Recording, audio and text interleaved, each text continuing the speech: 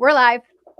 All right, we're live, and it is really my honor to have Dr. Anthony Chaffee with us today, Plant-Free MD, coming to us from, I think, the West Coast of America today instead of Australia.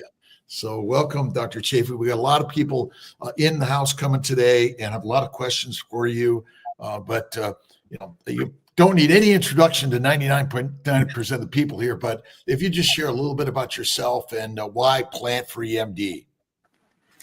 Oh, well, yeah, the reason for the plant-free was just because, when I talk about diet and lifestyle, the way I came to a carnivore diet was just through learning about the toxic nature of plants. And so when I first went carnivore myself in my early 20s, I was it was inadvertently. I wasn't doing it to just, I'm only going to eat meat for the rest of my life. It was plants are toxic and I don't want any of that toxic stuff in my body. And so I got rid of that. So that was my sort of my way of getting into this and thinking about medicine differently and biology and health differently. And so I sort of ran with that theme. And you were and are big in athletics and physical health, and you were in rugby for a long time. And they call it football in most of the world, or no, that's soccer, isn't it? Would be soccer, yeah. And tell us a little bit of how carnivore sort of shaped your life from an earlier age. Well, when I first started it in my 20s, I was already an All-American rugby player, was really passionate about it, but this really transformed my athletic ability and performance just to the next level. I was already competing at a very high level, but I had to work hard for the advantages that I had, and now my hard work paid so much more dividends. And I just started being able to push myself a lot harder, recover a lot better. And then the next training, I could go even harder. And that allowed me to go even harder the next time and the next time and the next time. And because I had a really big work ethic, I decided early on, actually right around that time, that I was going to work harder than everybody else. I was going to be at the front of every sprint, at every drill, even the warm-up lap. I was going to be in front of everybody. There wasn't going to be a single person working harder than me. And that was just what I decided to do. And so every drill, I was always in the front. Every fitness test, I was always pushing myself to be first. At the end of training, we may do like a lot of sprints or something like that to put in some fitness. I was always going to beat everybody on every sprint every time. At first, I could only do that a number of times, and then I started gassing out, or maybe other people were sort of, not putting everything they had in it until the last couple. So maybe I'd win the first 6 out of 10, and then not quite get the last 4. But then the next week, I got 8 of them, and the next week I was winning 10 out of 10, and then after that, no one was even close to me.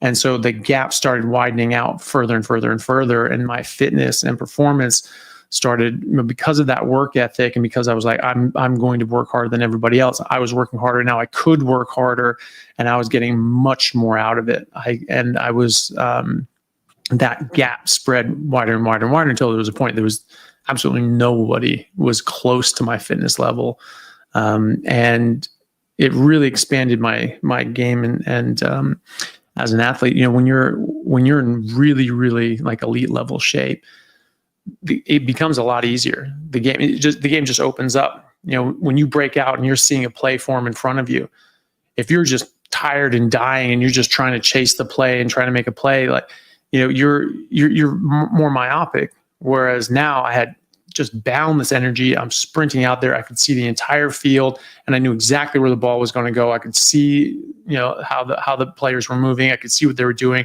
I'm going right here, and I'm just boom, just stuff some guy.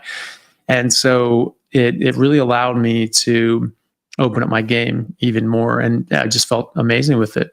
And when I slipped off of that, just by adding in some breaded chicken when I was playing in England, that was enough. That was enough to take the shine off my game and my fitness. I started getting little weird aches and pains and little nagging not injuries, but, pulled muscles and, pulled groin and things like that. And which is weird. I hadn't had any little things like I'd gotten injuries in that 5 years. And so, pain that wasn't going away, to me, that was an injury. So I had these little weird pulled muscles that weren't really going away. And I'm like, God, I've got an injury. I need, talking to people like, oh, well, you might need surgery. I'm like, God, Jesus, what the hell is going on? It's a freaking pulled muscle. I just hadn't had a pulled muscle in years.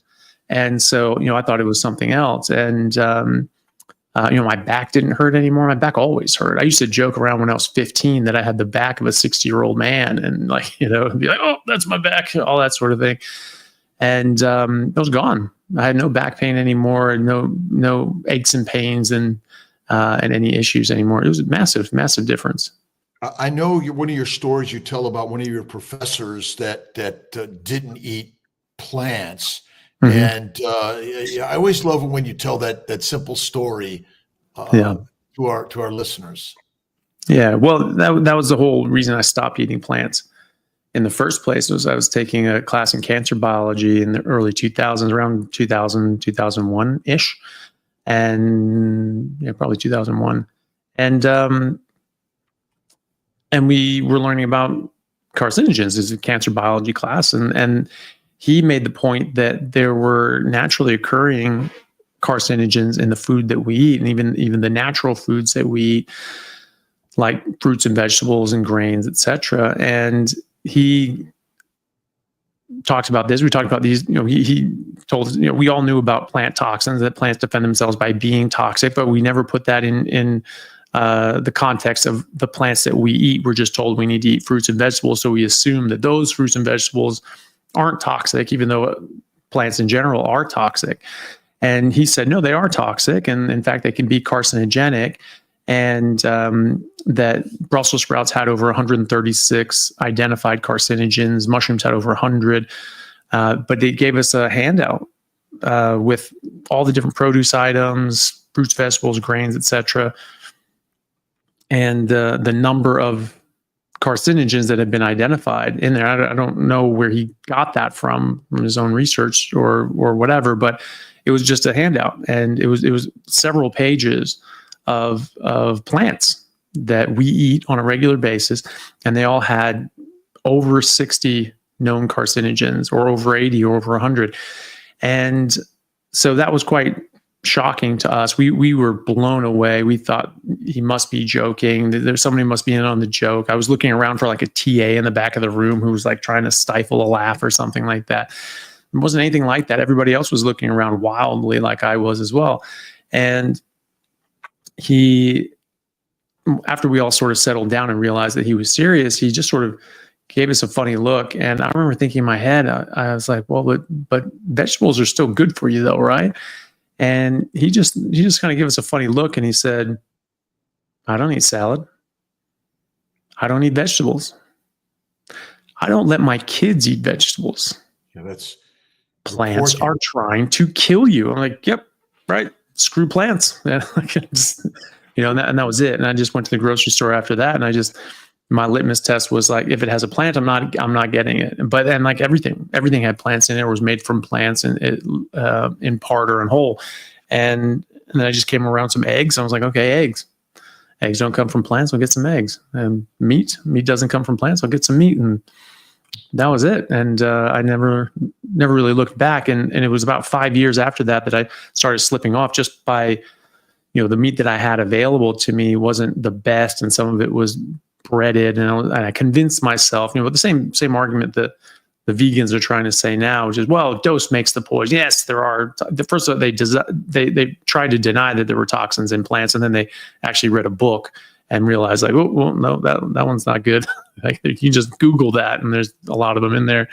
And but then they're, well, dose makes the poison, so there's not going to be enough. And I said that to myself. Well, maybe a bit of breading isn't going to be enough to damage me, but it actually absolutely made a huge difference. And it also opened the door to let things slip back in. And then I went back to a more traditional, clean, omnivorous diet, still probably 80-90% meat, because that was just my preference. But I ate, salads. It was mostly like meat and salads, because that was just what you're supposed to eat a stupid salad. And I never was really big into bread or pastas or anything like that. So even that made a massive difference, and in my how I felt and my energy levels, and certainly my athletic performance. Just adding in vegetables absolutely changed my athletic performance for sure.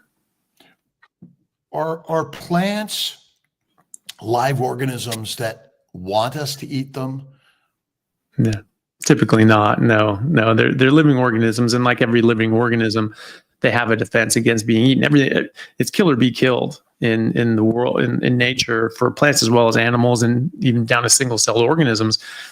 Everything's a constant struggle for resources and survival. And if you can survive and feed your kids and perpetuate your species by eating another species and getting those nutrients from them, and that's what you do. And that's what, all animals do. All animals are heterotrophs. They have to eat something else living. We cannot make organic matter from inorganic matter, not, to a complete extent anyway. So plants can take inorganic material and sunlight and turn that into, bioengineer that into plant life, which is amazing. It's incredible that they can do that, taking inorganic material and turning that into organic living material. Animals can't do that. And so all animals have to eat something else. And so plants know that. They started getting eaten, and so they had to build defenses because they're under constant assault by animals, insects, fungus, bacteria, things like that. So they're the great chemists of the world. We have classified, categorized, and quantified over 1 million different defensive chemicals that plants make. And thinking that these are inert creatures, beings that are just given to us by God in the Bible, saying that, that you get to eat everything that you want, and we're in the Garden of Eden. And, we're not in the Garden of Eden. And even, after Noah, it said specifically, hey, you need to cut this, vegetarian bullshit out. You need to start eating meat. There's actually, a commandment from God to eat meat. And some people will say, well, this is our natural diet from God. This weird, Garden of Eden, they just ate plants. Well, actually, in the canonical text in Ethiopia, with the Coptic Christians, it's actually written in there that Adam and Eve ate meat in the Garden of Eden, and you eat meat in heaven. And either way, people are talking about the Garden of Eden, and that, the commandment that we needed to eat meat only came after the flood. But last I checked, we are after the flood, and we're not in the Garden of Eden.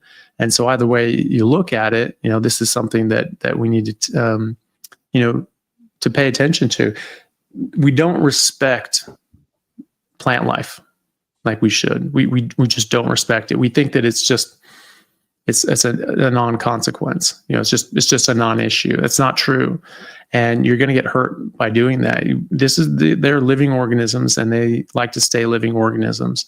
And if you just think that they're not going to cause any harm, and that it's okay to just eat them wantonly, like you're going to get hurt as a result of that. How did we get ourselves in this mess in this world? Noah didn't have two corns and 2 rice and potatoes and tomatoes on Noah's Ark, but we're the modern medical system, which you're in also, is plant-based diet is healthy, and red meat is not good for you. And even the American College of OB/GYN suggests red wine for pregnant lactating women. Oh my God. Unfortunately,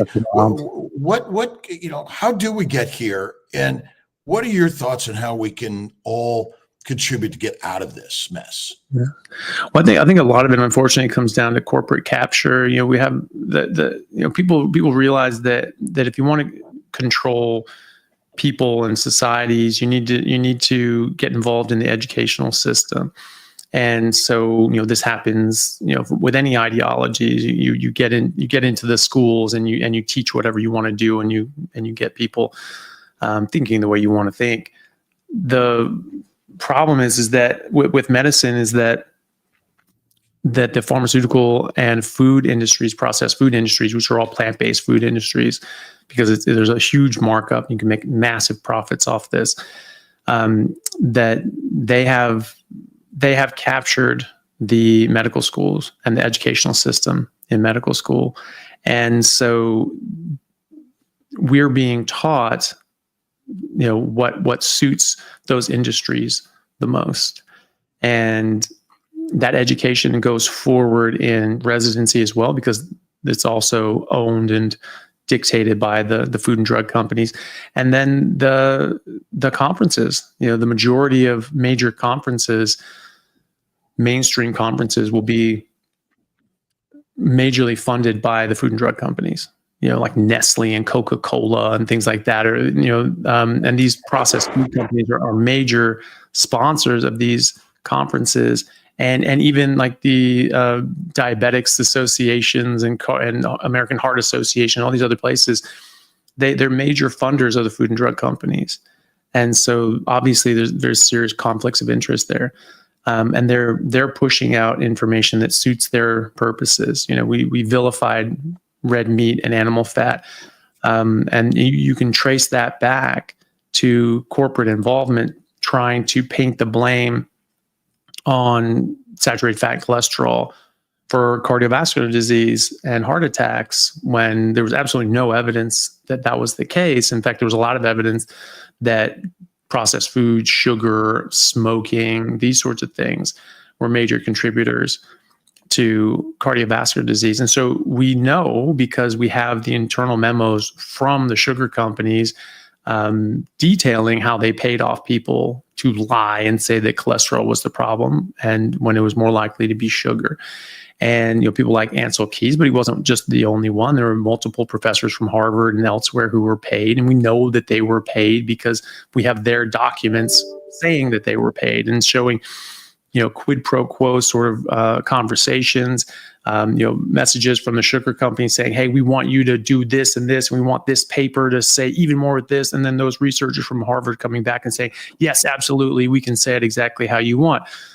That's completely fraudulent. I mean, that's academic malpractice and malfeasance. And so, and then, people think, well, maybe they were just sponsored by the sugar companies, but they really believed it.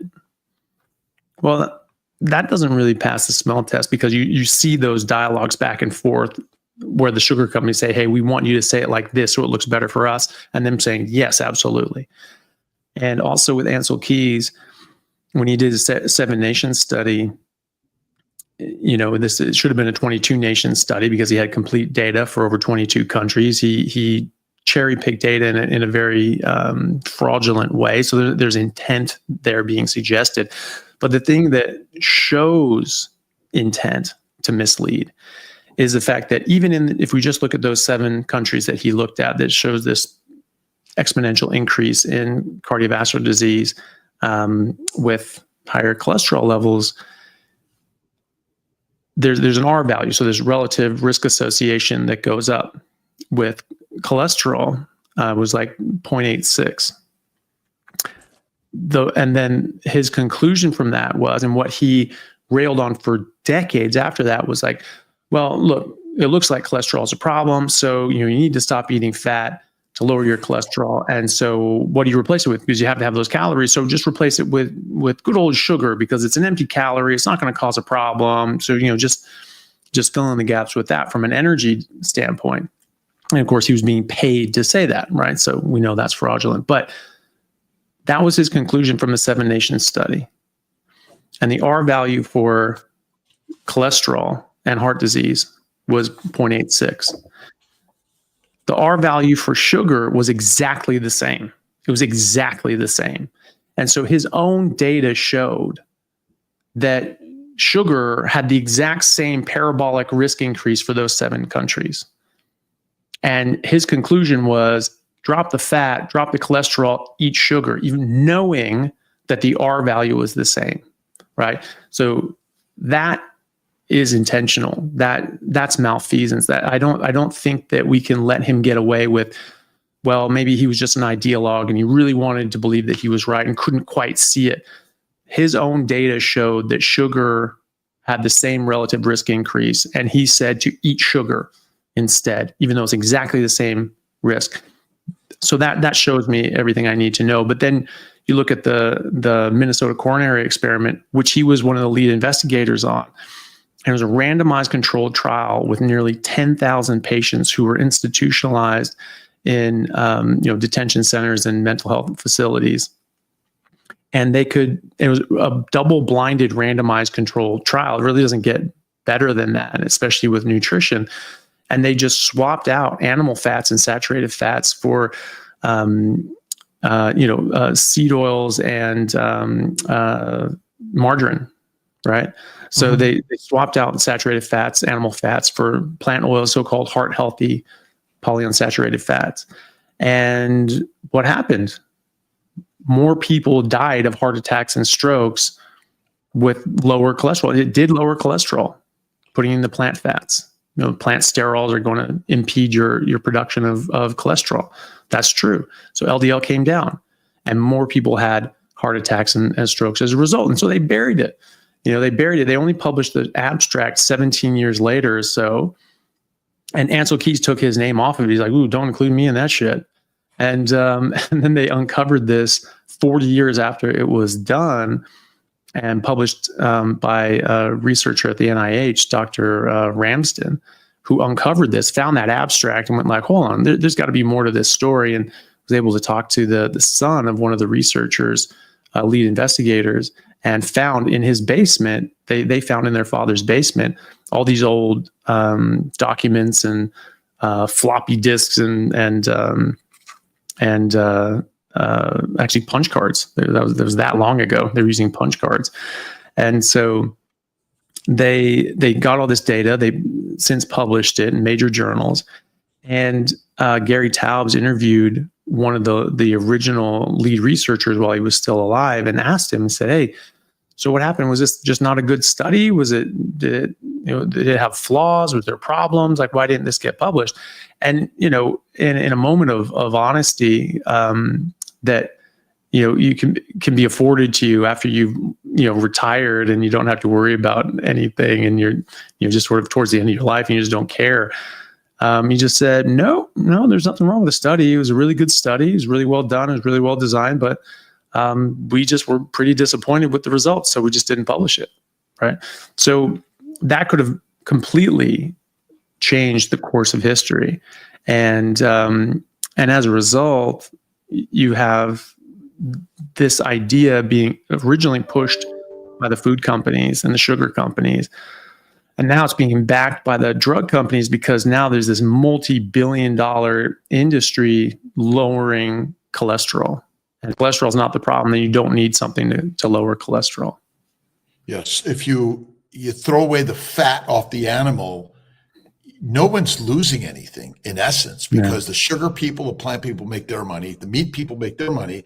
The fat is it's just, no one's going to lose anything, except we're losing our health, Absolutely. which ultimately makes someone else money. And is science? Can we trust science? They didn't come out and say, "Oh, we were wrong," and publish a New England Journal article or JAMA and say, "Here's the data. We were all wrong." It's sort of hidden away. Nobody really gets to hear these things. Is it worth the fight against something, or is there another way that we can all sort of help in this mission of healing our brothers and sisters? Well, I think it is definitely well worth the fight, because if just going along with things has gotten us fatter and sicker than we've ever been in human history, and so we're not living to our biological design, and we're not getting the biological results that we should be getting as healthy individuals. The natural state of humanity in all life is that of health. We're descended from the winners. We're descended from the people that were the most successful, that survived and won at the game of life. And you can't. There's no room for mass sickness and weakness in the wild. It just doesn't happen. You just don't survive. the way that we can do this, well, we need to fight this from every level to get them out of the medical establishment. So these industries with special interests are not the ones influencing medical education. That's of primary importance. But the way we get to that is we have to spread this out there, because the information is out there, the facts are out there. We just have to get people understanding it, and the more and more people that do that, the more this can be pushed forward. And so we just need to educate people and get this information out there so that they can help themselves, and that doctors can first help themselves, but then also help their patients with this. And then when more and more doctors and researchers and faculty in medical schools start to see this, they're going to start saying, okay, well, something needs to change at a foundational level. And but the way to start that is by doing this as a grassroots movement. And I think we've come a long way with that in the last few years, because it's never been a national conversation. In the last few years, people were just like, oh, that's crazy, this crazy carnivore thing. And now we're getting more traction. And so now you really see them start to panic. So they're paying for a lot of, garbage news articles and fake papers coming out of Walter Willett and the rest of the vegan activists and Seventh-day Adventists who have a religious bent and ideology in keeping things plant-based. And they're also highly connected to processed food industry and the drug industry. So they're heavily conflicted financially. And they're pumping out nonsense epidemiological data, which can never show causation. And yet the newspapers are saying, oh, this proves red meat causes diabetes and garbage like that. And so obviously they're squirming, because this is starting to have an impact, and it's having an impact in how people choose to shop. And it's going to start hurting cereal sales and carb and all that, and those sorts of things. And good, rightly so. And but now it's gotten to the point where people like Robert Kennedy Jr. are now bringing this to a national spotlight and attention, saying, "Hey, no, we are getting sicker, and this is not debatable. This is a fact. We're just getting sicker and sicker and sicker." And this has something to do with our environment. This is not genetic, because our genetics did not change within our own bodies in our own lifetime. That doesn't make any sense. And so, if you look at, and people just don't study genetics, and they've never taken genetics and understood population genetics and understand the Harvey Weinberg equation, where if you have a certain percentage of alleles in a population, unless there's a mass extinction or a mass influx and migration, you are not going to change the percentage of alleles in the population. So as no matter how big or that population grows or how it shrinks down, it should still be 5%, 5%, 5%. So if this were genetic globally, right? Because you can't have a mass migration to planet Earth of more humans. Mm-hmm. And we haven't had, extreme like mass extinctions or anything like that. So we should have the same number of alleles. And yet diabetes is going up, cancer is going up, heart disease is going up, obesity is going up worldwide, and in isolated areas as well. You cannot explain this with genetics. And so it has to be environmental. And he's fine. And I think we've had enough of a groundswell to get that voice heard at a national level, which is great. And I think hopefully we can use that to make some very beneficial changes. So our job is to share the message around the globe and inspire each and every person to fight the fight all together. We have some questions here. There's some super chat questions also. Some super chats. We got questions, but I want to say, wow, we have 500 people watching. Thank you so much for joining us. That's awesome. I would love to play a game to get this to 1,000 people. So if y'all could smash the like, that'll make YouTube push out further. We're also playing a gift away this afternoon, and you're going to get a copy of Kiltz's Keto is Carnivore. All you need to do is put hashtag Chaffee into the chat, and that also helps push it out on the YouTube algorithm. So let's play that game. The gift away. Okay, here is the first super chat. Pod Moments. 19-year-old carnivore, 5'10", 165 pounds, workout 4 or 5 days per week. I find myself eating 250 plus grams of protein per day, sometimes 300. Never seem to stop tasting good for me. Is this too much protein? And do you recommend I eat 500 grams of fat with that? Well, be interested to see what you think on that, Rob. But I try to tell people, try to get 1 to 2 grams of fat to 1 gram of protein, and let your body figure it out. I mean, you have a limited capacity to absorb fat with your bile. You run out of bile, you won't be able to absorb fat much. You can absorb around a little less than 10%, and most of that's like medium chain triglycerides, but most of it goes out. And so, you just listen to what your body needs. Some people need a bit more fat during certain circumstances. Some need a bit less, but I try to maximize my absorption of fat. So I try to eat fat to the point that I'm having soft stools, but not liquid stools, because the excess fat can give you soft stools and even liquid stools if you get a lot more of it. But definitely, if you're getting hard, dry, constipated stools, only eating meat, only drinking water, and not having coffee, tea, magnesium, metformin, artificial sweeteners, all those things can act as laxatives to sort of that spoils your results with as far as the softness of your stools. And in that case, if you get hard, dry stools, then okay, you need to increase the fat. So I try to measure it that way. I'm not measuring things out, but I know that if I know when I'm not getting enough fat and when I'm getting enough or too much. You don't necessarily need X amount. I mean, yes, you do need a certain amount of protein, but generally your body will tell you. And so if you're getting 300 to 500 grams of fat along with that meat, that you will likely reach satiation. And so if you're really under eating fat, you can run into some problems because your body needs that fat. It wants that fat. So you're going to still be hungry and want to eat. But I aim for probably 300 to 500 grams of fat if you're having that much protein, but really just get really fatty meat that's in that sort of 1 to 2 grams of fat range, and just eat until it stops tasting good and let your body figure out the rest. Do you have any thoughts on cooked versus raw meat, and the fat that's rendered versus more sort of raw fat to be eaten? And does that make a difference, do you think?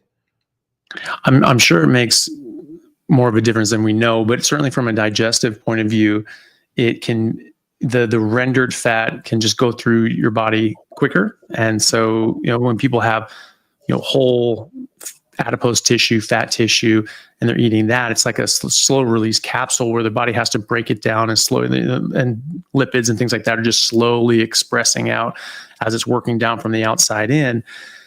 And so you're going to release fat in a time frame that you're going to break it down, hit it with lipase, other digestive enzymes, and then absorb it with bile. Whereas if you're just getting a lot of rendered fat, some people find that can go through them quite quickly. And I think that's just a timing issue. It's just going through faster than our body can break it down and absorb it. So certainly when people are having issues with fat absorption and think that they might be getting like diarrhea or not absorbing fat because of that, I always say eat more whole fat as opposed to the more of the rendered fat or the tallow or cooking it too much. And even having some people find that they do a lot better cutting the fat, trimming the fat off before they cook the meat and eating that uncooked, and then cooking the lean beef afterwards. So yeah, and I think a lot of people are fine just cooking meat. And then if you're having an issue, then you can sort of think about those sorts of things. As far as lean or cooked and uncooked, just meat in general, you're going to denature some nutrients. You're going to denature some amino acids like taurine and glutamine, etc. And taurine is good to have. I mean, there's plenty of studies that show that more taurine is a good thing. So, but at the same time, it's not strictly essential. And when you've cut out fiber, you actually tend to have a lot more taurine anyway, because what people don't know is that we do make taurine, but we make it in a very specific way. We make it in our liver, and it gets expressed in our bile, and then it gets reabsorbed into our body with fat.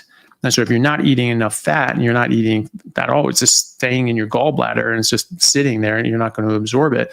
Or if you're eating fiber, high fiber diet, fiber binds to bile and you eliminate it. You don't reabsorb it. And this was said to be, it was really good for cholesterol because bile is made out of cholesterol. And so if you're stripping out this very expensive and costly resource that your body made on purpose and reabsorbs on purpose, then it has to dip into the rest of your cholesterol supply, and that lowers your cholesterol.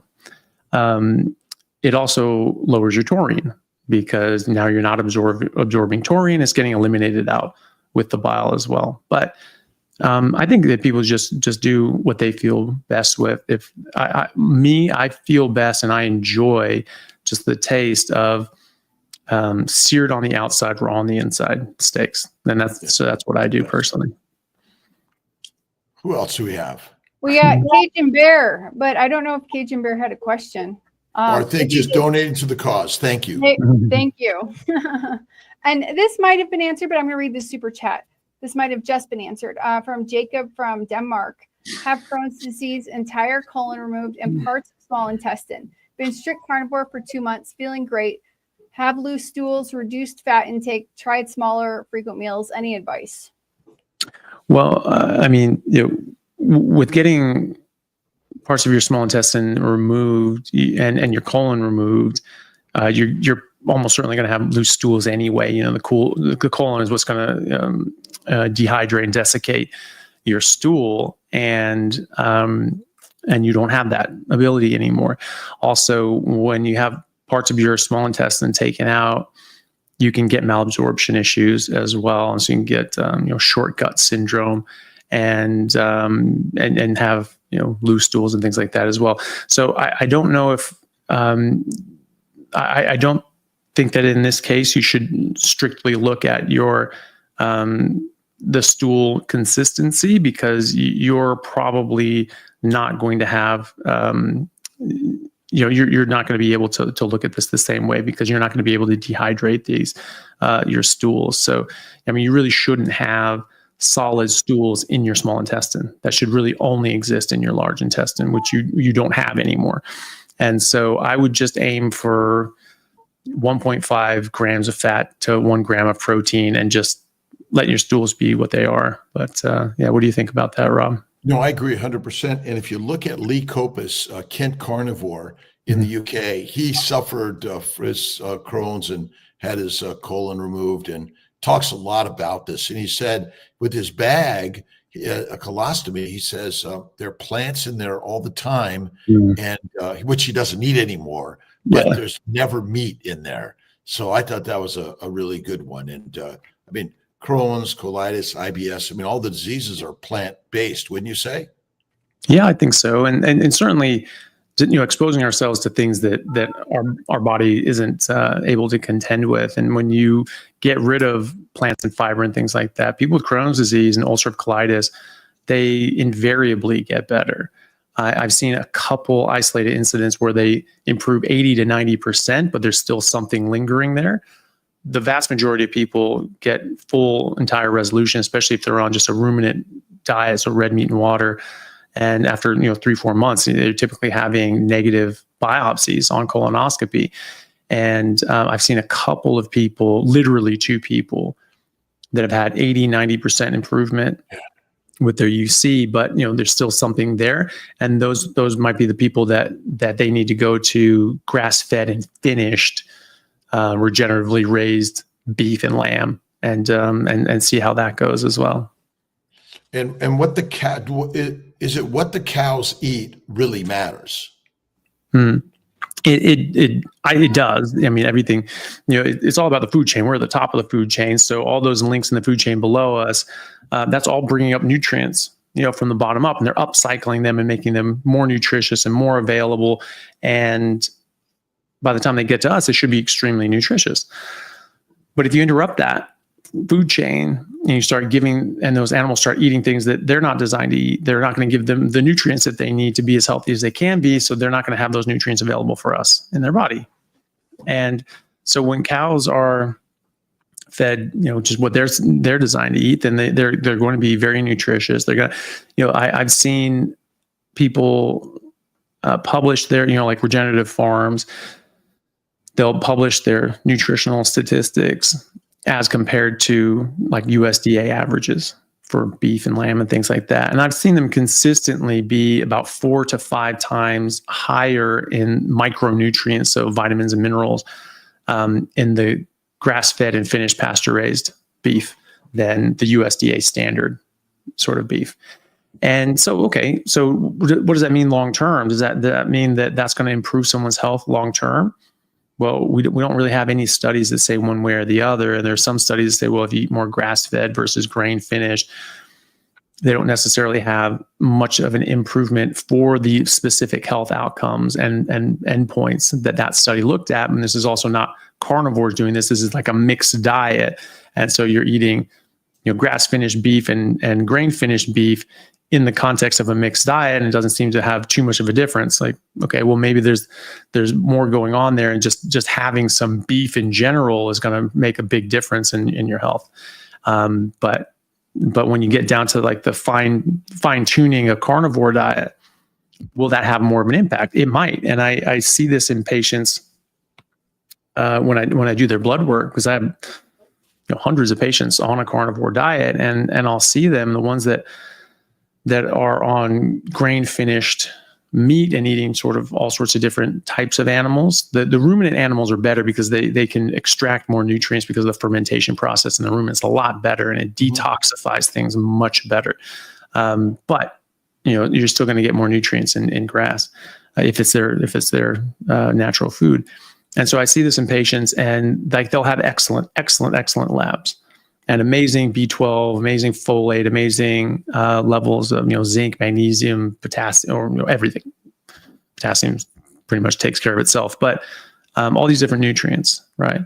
And they'll be from the normal standard reference ranges, like they'll be perfect. They'll just be ideal on everything, and so their doctor will be like perfect. But I look at optimal reference ranges. I use a bit more of an exacting reference range, and many people will be in that with just a normal carnivore diet or whatever. But I consistently see the people eating grass-fed and finished pasture-raised beef, like they're just perfect on everything. Like there's nothing to fix on these people. Like it's just all of their nutrients, all of their vitamins and minerals. They're just perfect, just absolutely optimal. So, I think that if you are eating, grain finished, check your labs, just make sure that you're getting everything from that, and just add in some organs. I mean, that's nature's supplement. You add in a bit of, liver, a couple ounces of liver 3 days a week. It usually sorts out. Even when people have MTHFR, and they don't have enough folate just from a normal carnivore diet, you add in a few ounces of liver 3 days a week, typically sorts that out. And and so if you're not eating grass-fed and finished as often as you may like, just maybe think about adding in some organs a couple of days a week. It should fill in those gaps on nutrients. Cool. Go ahead, Ali. Do we have a couple more questions? Yeah, we got plenty. Preston Meyer, $4.99 super chat. Dr. Chaffee, you're the greatest of all time. I'm pre-med hoping to connect with Chris Palmer's of the world in metabolic psychiatry. How prominent is it now?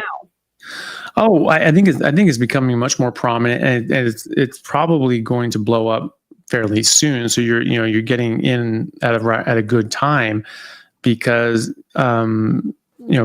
Chris has Professor Palmer has a lot of large-scale randomized controlled trials in human subjects that will show very clearly how viable this is, and I think it will end up showing that this is exactly the way to go.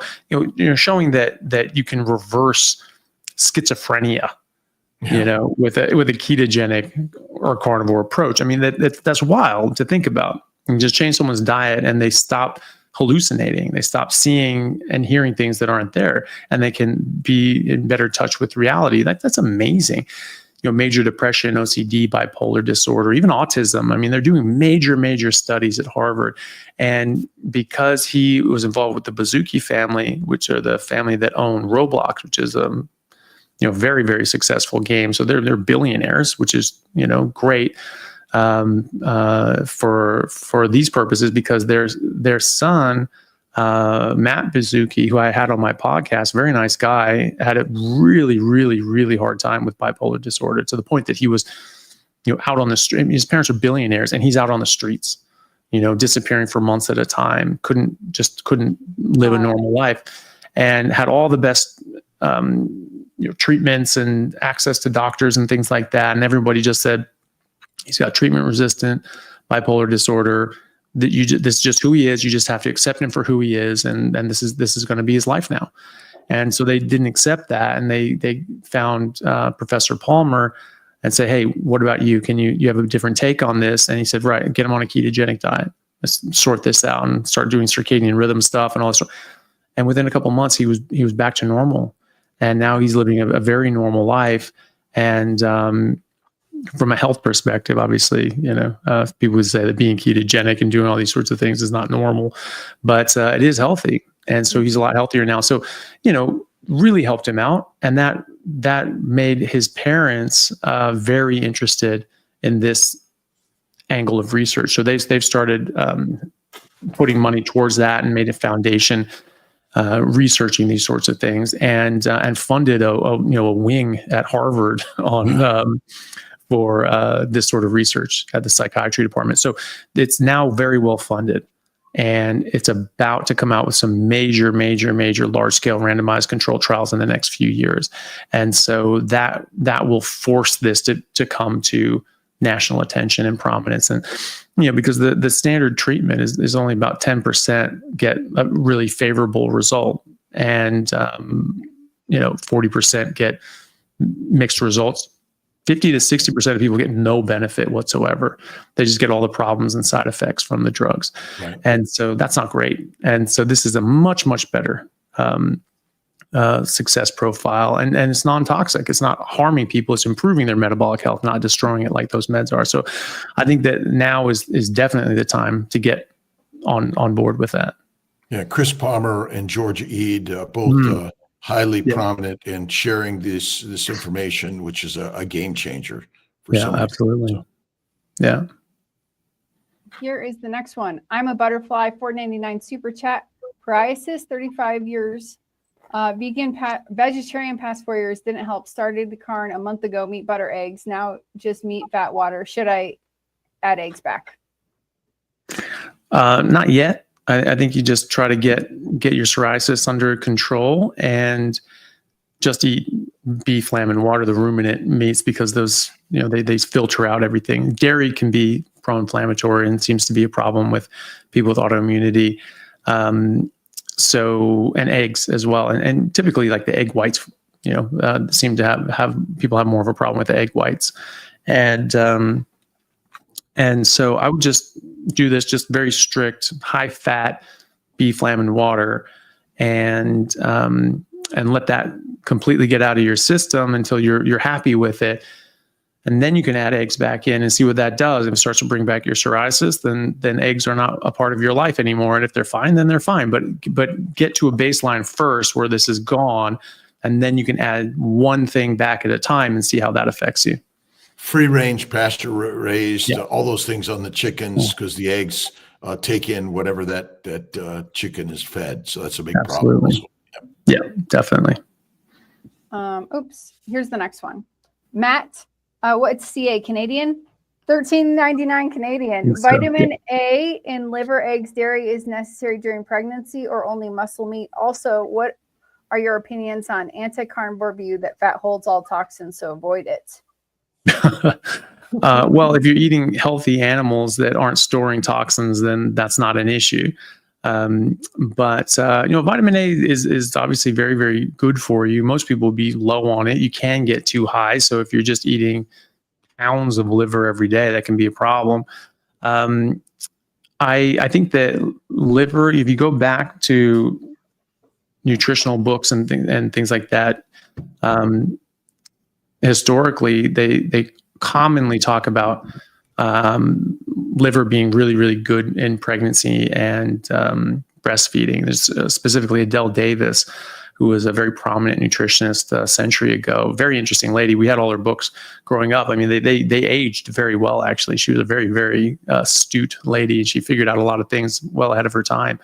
And she was all about liver, and in particular raw liver, eating raw liver while pregnant, and breastfeeding was a really good thing. And it's going to get vitamin E, but also all your B vitamins and many other things as well. So I think that having a bit of liver, again, only just a couple ounces, a few days a week, seems to be good. Maybe a little more if that's what you desire. But I don't think you necessarily need dairy. Eggs if you want them, but you'll get plenty of these nutrients in muscle meat and especially with liver. What do you normally prescribe pregnant women, Rob, if they're doing carnivore?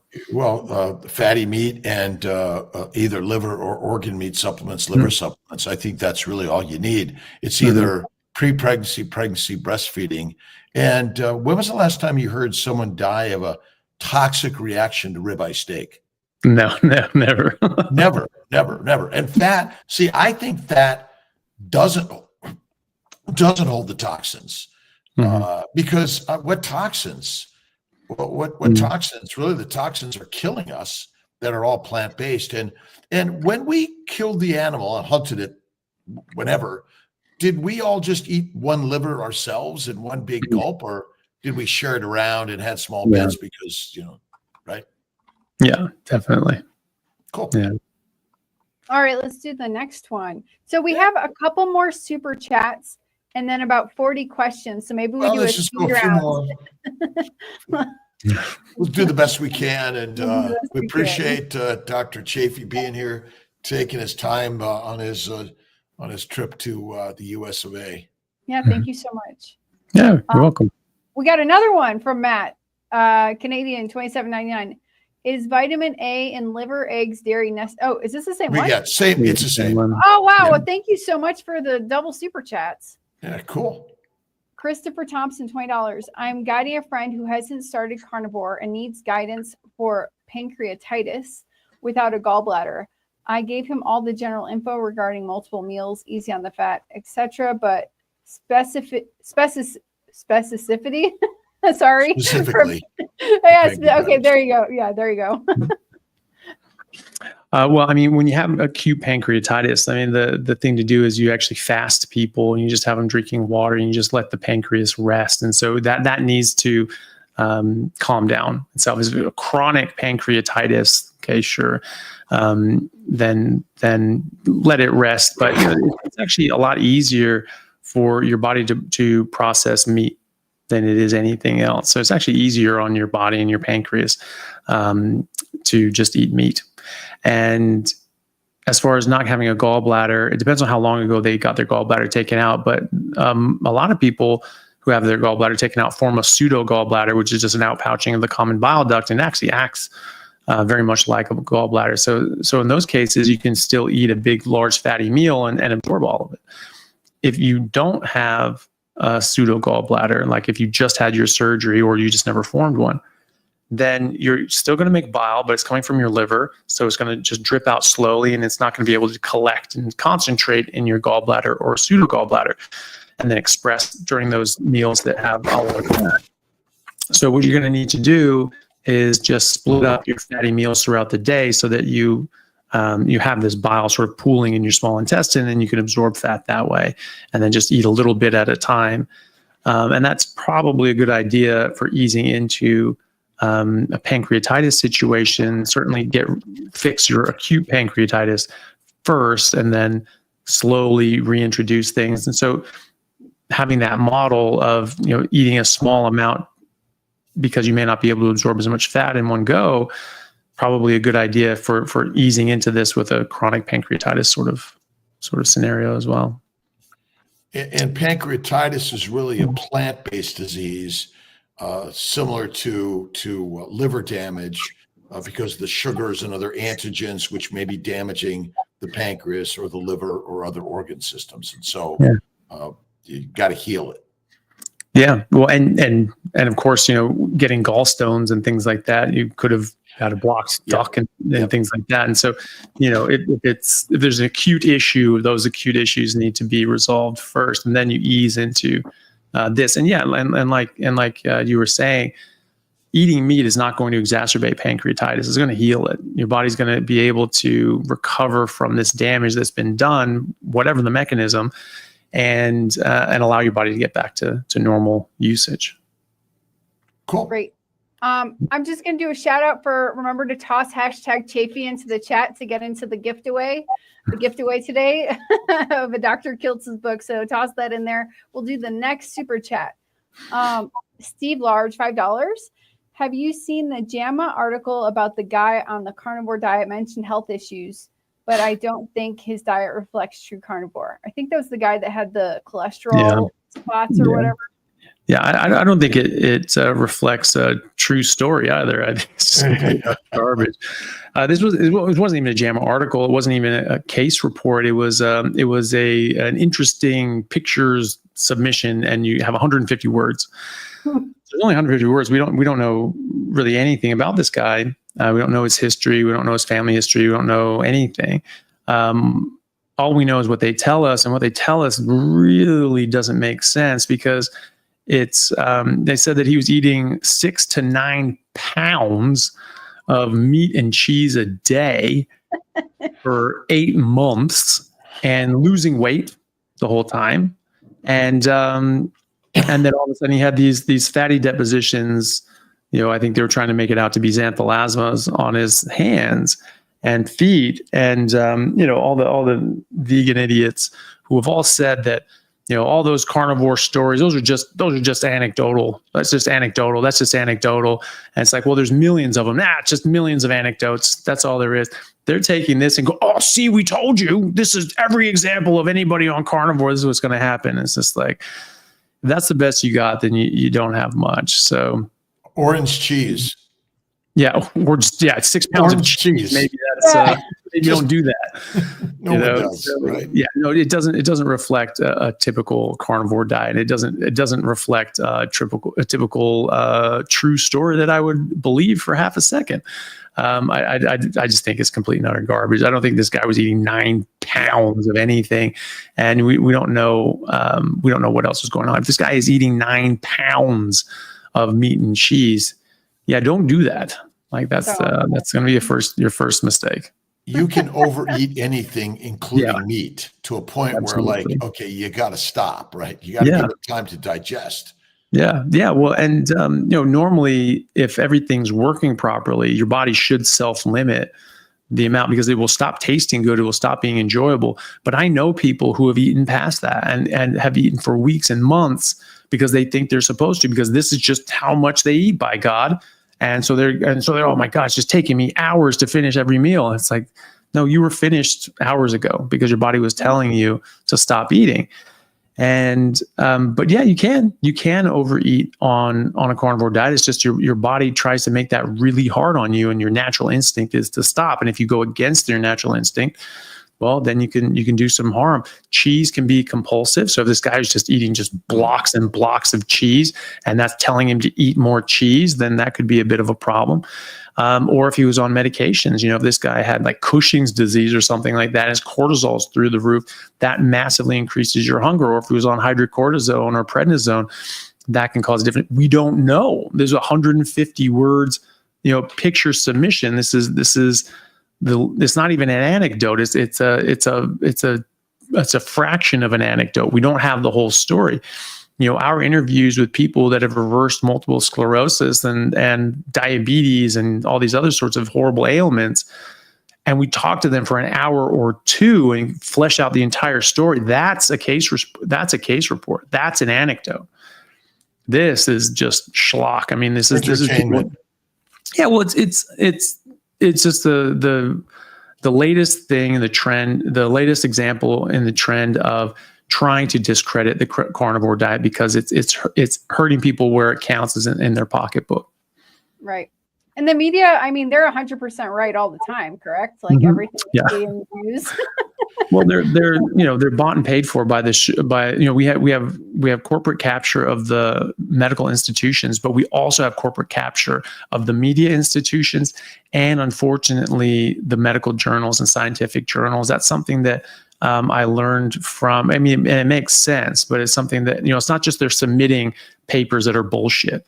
They are the major funders for JAMA, for the Lancet, for the New England Journal of Medicine, and all the major journals in all of these different fields, and especially in nutrition and pharmacology, because this is what pays the bills. And so if there's a paper that's coming out that goes against their bottom line, they now have a lot of pull and say, hey, we're going to pull our funding if you run that story. And same thing with the news organizations. And there's news organizations just say that we cannot go against the pharmaceutical company, that we can't run stories that go into opposition against them, because it's just, I mean, they're honest. We will not do that because there are major funders, and so they can't do that. But they also do it for JAMA and all these other things. So they're wanting to push in this complete garbage thing that, I mean, it should never have been published. Really, it was absolute garbage.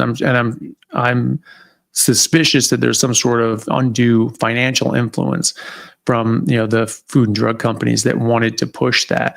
And as we see, I learned that from Dr. Stephanie Seneff, who's been a researcher at MIT for 40 years, and she's like, she's been there for 40 years. And putting out major research in all these different fields like AI, and she was computer scientist and researcher at MIT. You're a computer scientist at MIT, like, you are the cream of the crop, right? So this is someone who is no slouch, and she's been investigating glyphosate for 10, 15 years, and now deuterium, and she's a fan of the carnivore diet because it gets rid of glyphosate and deuterium and all these other sorts of things, all these other benefits. And she was saying in an interview, there's something very interesting that's exactly what happens, that these major journals are majority funded by the food and drug companies.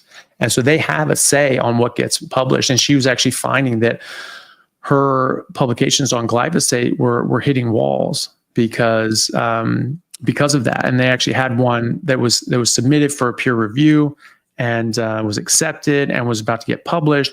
And then all of a sudden they say, oh, actually, would you mind withdrawing your paper? And when a paper does that, it's usually because there's some sort of massive piece of malfeasance, and they're going to drop the paper. And that's what it looks like, because that only happens when there's some sort of massive malfeasance. And so that can kill a career, that can kill a research career. And so they looked at it and like, ooh, okay, what's going on? But they were like, well, look, there's no problem with the study. The study's good. No, thank you. We don't want to retract our paper. And they got an email back, the next day or so saying, hey, look, don't worry about it. We fixed the problem. There's no problem now. We'll publish it in the next edition. And they also, that next week, made a public announcement and publication that they would not be beholden to their advertisers to tell them what they're allowed to publish and what they weren't allowed to publish, and that they were going to publish, the articles and the papers that they felt had merit, and not go by this undue influence. So that was the impression, was that she pissed off someone like, the Bayers and Monsantos of the world that were major funders, and they were putting a lot of pressure on this paper to dump the paper. And so they published the paper, but then after that, they were like, oh, can we submit this for review? And they're like, no, thanks, we're not interested. And so they weren't going to dump it after they've already accepted it and destroy someone's career. But then after that, they were like, ugh, we're getting too much heat for publishing these anti-glyphosate things, so we're just not going to look at them now. So yeah. Do we have a few more minutes with you, Dr. Chaffee? Sure. 5 minutes? Would that be okay? Yeah, probably 5 minutes, probably good. Yeah. Okay, 5 minutes. Perfect. Okay, we'll do a speed round on the last 3 super chats and maybe one more question. Okay. All right. Timaja Maddox, 500 DOP, 47-year-old male recovering from UC, live in the DR. I am underweight at 137 pounds from 150. Is this normal, and what can I do about this concerning me?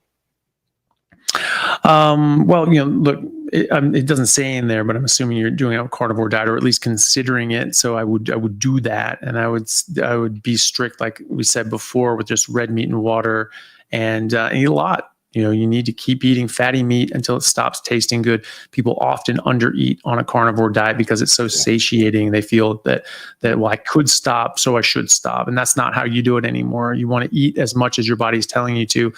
And so the more you eat, the less good it will taste until finally it doesn't taste good anymore. And you keep going, it'll taste bad. So don't get to there. You don't need to overeat, but just eat until it stops tasting good. If you're trying to put on weight, try that at least twice a day. And maybe your body needs 3 times a day, but give your body what it needs.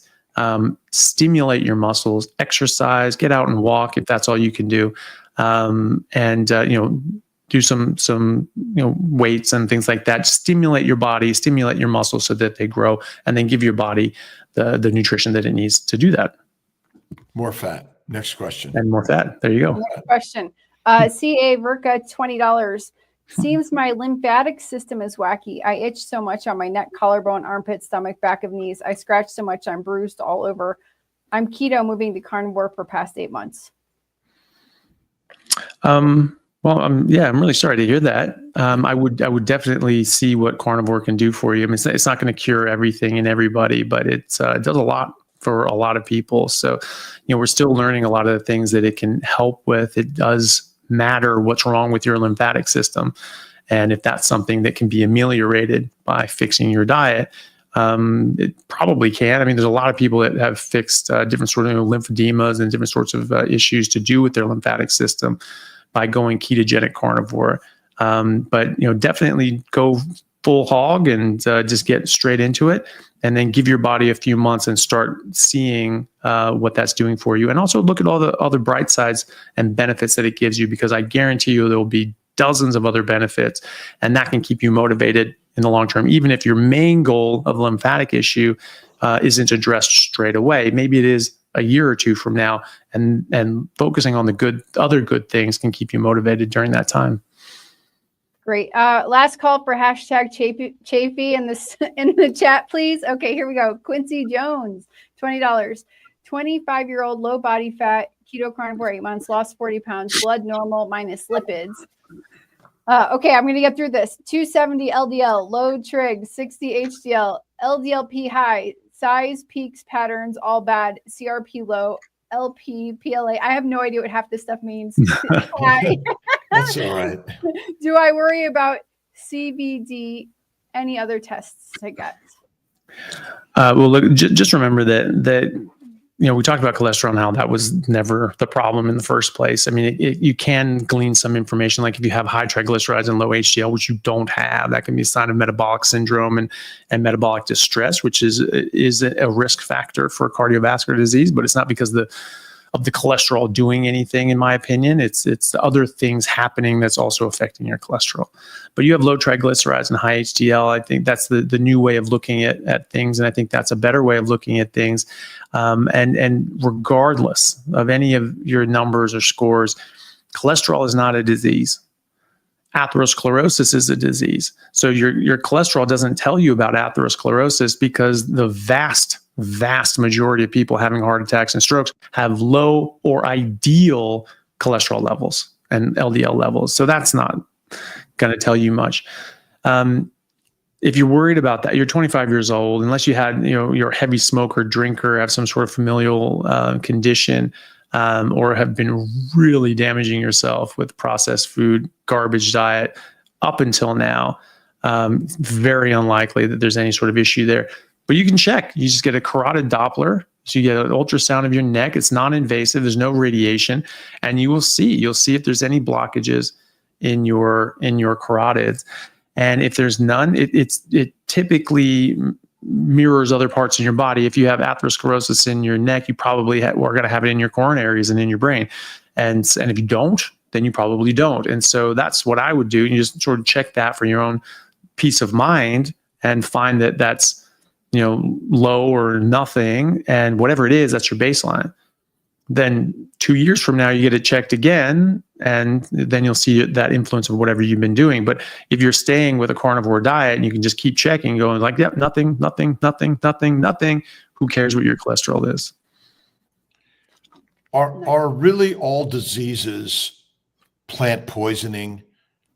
And we label hundreds, if not thousands, of diseases in the human body, but in fact, they're all caused by the same inflammation, which is secondary plant, low animal fat diet.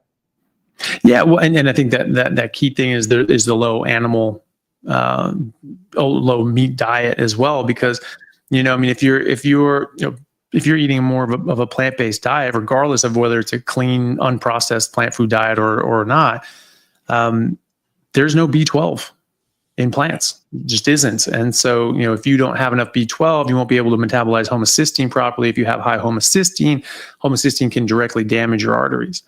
And so, that can bring about atherosclerosis all on its own, just having low B12 because you're not eating enough meat. And there's going to be a lot of other things as well. So yeah, I think the vast majority of the chronic diseases we treat nowadays are a combination of toxicity and malnutrition from eating an inappropriate diet for our species. And just like it would for every other animal on Earth, we see this all the time. When you feed animals, pets or zoo animals or whoever, things that they're not supposed to eat, you go to the pond and you feed wild ducks bread, it gives them diabetes.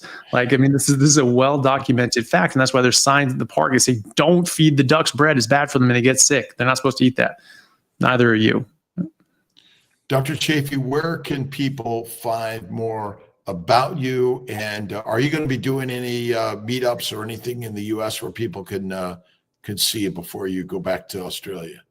I'm going to try. It just depends on my schedule. So I'm definitely going to try to get out to a few of these. I know that Carrie Mann and the Healing Humanity, they have a couple events. So I'll try to get out to some of those. Awesome. Yeah. Well, yeah. I'd love to. It's just, I need just to know all the dates and put them together, and then we'll see which ones I can go to. But yeah, I'm just sort of playing it by ear right now, and just sort of taking care of a few family things, and depending on how that goes, we'll open things up to other events as well. But we love what you're doing, and so grateful to you and sharing. And I'm going to be in Melbourne in April, so I don't know if you're going to be there. Yeah, nice. Carnivore Collective. So yeah, very good. We'll get a chance to see you guys there. So perfect. Oh, that's great. Right. Yeah. We just have this quick one from Rebecca. Super chat. Can't wait for our interview. Very interested in talking about autism. Yeah, sounds good. Sounds good. Can we just do one quick one? I'll just raw versus grilled meat. What's better? I shortened the super chat down. Yeah. I don't think there's too much of a problem with cooking meat. We've been cooking meat for literally millions of years, for at least 1.6 million years from what we can glean, and probably before that. That's over an open fire, and so whatever happens to meat after you cook it, we're well adapted to it. We've been adapting to cooked meat for at least 1.6 million years. We've only been adapting to plants for about 10,000 years. So you do the math. If you're happy eating a salad, then you should be more than happy eating cooked meat. Yeah. This is a good point. Here we go. We're doing the giveaway. Who's gonna win the giveaway? That's kind of cool that you can do that. Yeah, I'll email you. I'll tell you how to do it. It's a lot of fun. Yeah. We learned it from Carrie and Adam. Melissa, yay, Melissa Willis. You need to email me. I'll put my email in the chat and you will get your gift. Nice. Yay. Dr. Chaffee, thank you again. Always a pleasure to listen to your expertise in this world of healing humanity. So. Yeah, well, it's great. It's great to see you as always, and thank you very much for having me. It was fun. Yeah, it's very fun. All right, thanks everyone for being here. Thank we love you you so much, everybody. See you later.